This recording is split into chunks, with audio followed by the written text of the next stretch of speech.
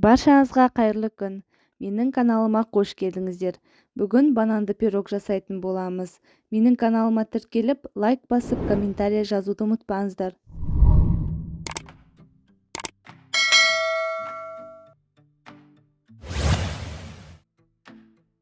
Ең алдымен қамырымызды дайындаймыз. Ол үшін 2 жұмыртқаға қантты қосып, көпіргенше араластырамыз.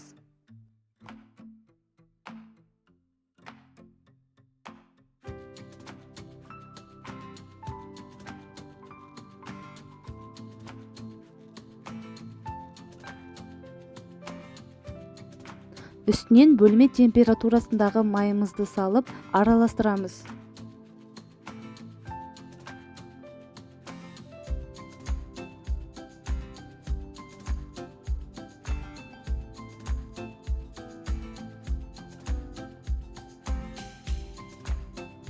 Осы массаға ұнымызды ұн електен өткізіп алып, үстінен 1 шай қасық разрыхлитель салып, қамырымызды илейміз.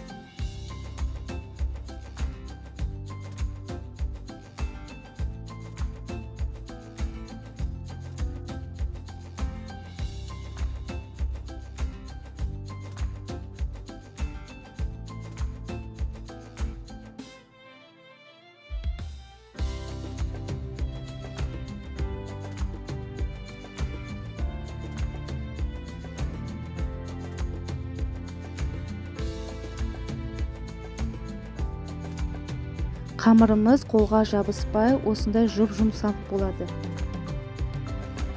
Дайын қамырды тоңазытқышқа 15 минутқа тоңазытамыз. Келесі кезекте салмасын дайындаймыз. 2 бананды осылай домалақтап турап аламыз. Табамызға сары майды ертіп алып, үстінен қантты салып, толық ергенше араластырамыз.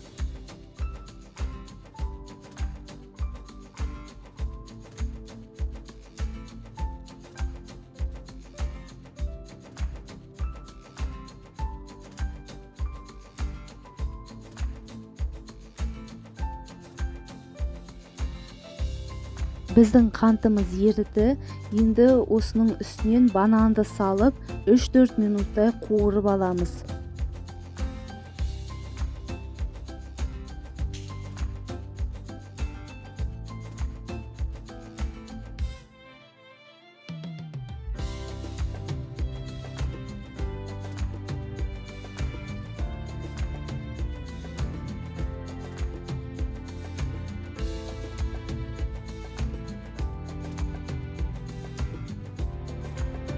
Біздің салмамыз дайын.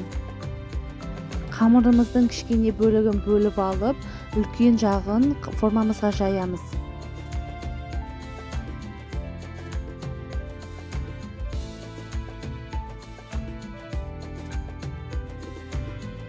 Жайылған қамырдың үстінен салмамызды салып, осылай тегістеп шығамыз.